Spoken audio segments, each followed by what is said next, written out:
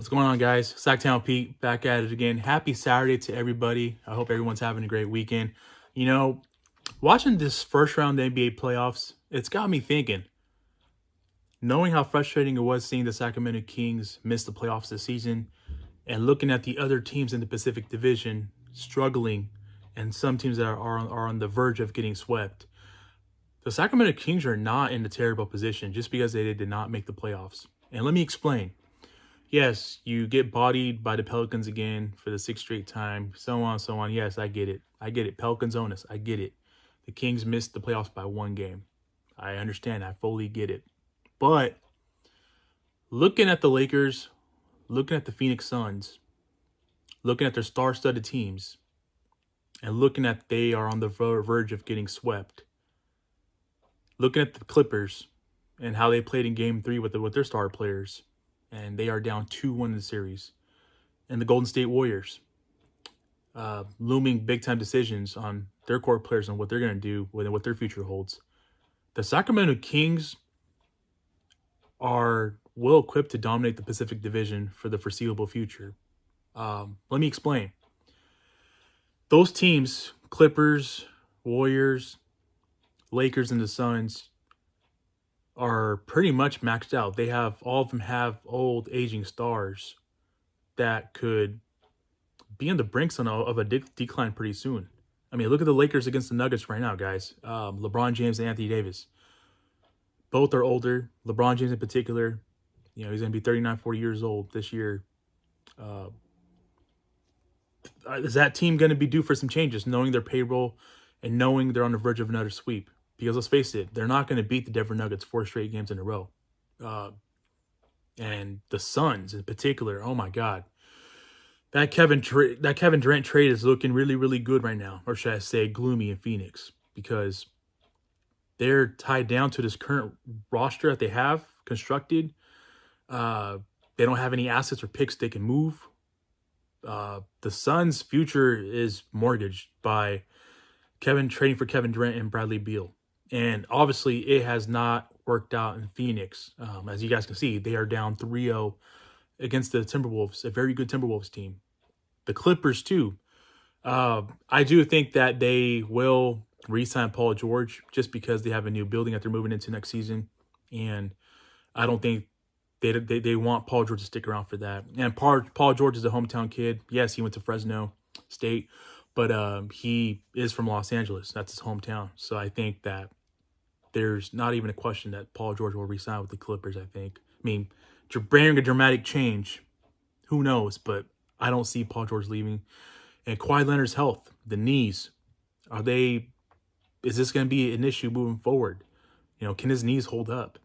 So that's the Clipper situation going into the offseason. Yes, I'll give them respect because they did win a game in Dallas, but in LA against the Mavericks in their playoff series. But right now, the last 2 games, they have not looked good. They have not looked good. And I don't want to say it's over for them, but they're down 2-1. They're coming off a blowout, and we'll see how that looks like. But the Kings are in good position, man. They're looking at the landscape of the Pacific Division. These older stars, my point is that they're going to phase out eventually. And those big teams are going to be due for some changes soon rather than later. And the Kings have Fox and Sabonis entering their primes. They're just entering their primes, guys. Keegan Murray's well on his way in year 3. If the Kings can add another piece or two to Keegan Murray, Fox, and Sabonis, they can be the blueprint of the Denver Nuggets. If they can find their Aaron Gordon and Kentavious Caldwell-Pope, yes, I hear you guys. Keon Ellis can be that KCP type of player.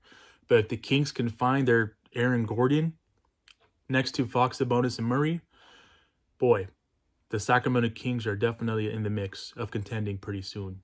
And it gets me excited. Yes, I'm not over the fact that how the season ended and how big of a disappointment it was not making the playoffs. You guys heard it from De'Aaron Fox himself and Domantas Sabonis. We won 46 games, if you're including the play-in game against the Warriors. Yes, we won 47 games, but that wasn't good enough. It just wasn't good enough. And they are going to be motivated to get better and retool and address some of the holes that they have Aaron Gordon and KCP type of players will address so many needs that this team suffered from on the court this season. And I think they're in primed, well positioned to retool and get that Aaron Gordon type and KCP type in the offseason. Now, if you guys ask me who is the Aaron Gordon type, KCP type in the draft, or even in the offseason, even if in the around the league, it's hard to find those type of players because the Denver Nuggets are really good, a very good basketball team. They are the defending champs for a reason, guys. They have these types of players. And the reason why I say Aaron Gordon, KCP type, the Kings have the blueprint just like the Nuggets. You know, they have Fox, they have Sabonis. Keegan Murray can have Michael Porter Jr. written all over him. If not, he could be better than Porter Jr. So I think the physicality obviously is what they're kind of lacking in those spots at the 2 and the 4. And obviously Aaron Gordon and KCP are both physical defensively, and they can get it after offensively as well. So I want to hear from you guys. Let me know your guys' thoughts on how the Pacific Division is shaking up to be moving forward. I think we're in a good spot. Honestly speaking, I think we're in a good spot. I just cannot wait until this postseason is over. We'll get the ball rolling with the draft pretty soon, eventually. And then we'll lead to free agency and trades. We'll see what the Sacramento Kings will do. And I feel pretty good. Just knowing that, hearing Monty McNair, the general manager of the Sacramento Kings, come out and pretty much said they know what they have to do.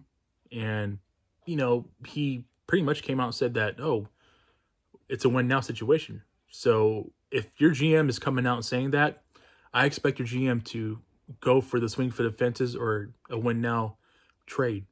And people think that the Kings are limited and tied down to not making trades. You guys are going to be surprised. The Kings have some flexibility moving forward. They will have some, flexibility. A lot of draft capital. What they do with this year's pick or not. We'll see if that's included in the trade package or if they make a trade on draft night. Kings are not tied down. They have some flexibility moving forward. And then obviously you have the decision-making with Malik Monk to see how that goes. But I want to hear from you guys. Let me know your guys' thoughts on this, where the Kings are at in this situation. In this case, my personal opinion, I think they're perfectly fine. They're going to be, obviously just clear, they're not going to run it back for the third straight year. There's going to be some changes made.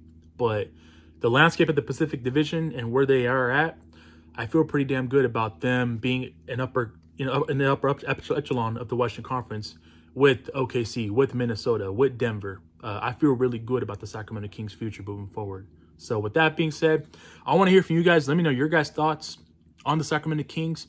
That's going to do it for you today. Catch you guys in the next video. You guys have yourself a great rest of your weekend. Take care. God bless. Keep pushing forward. I'll catch you guys in the next video. Peace.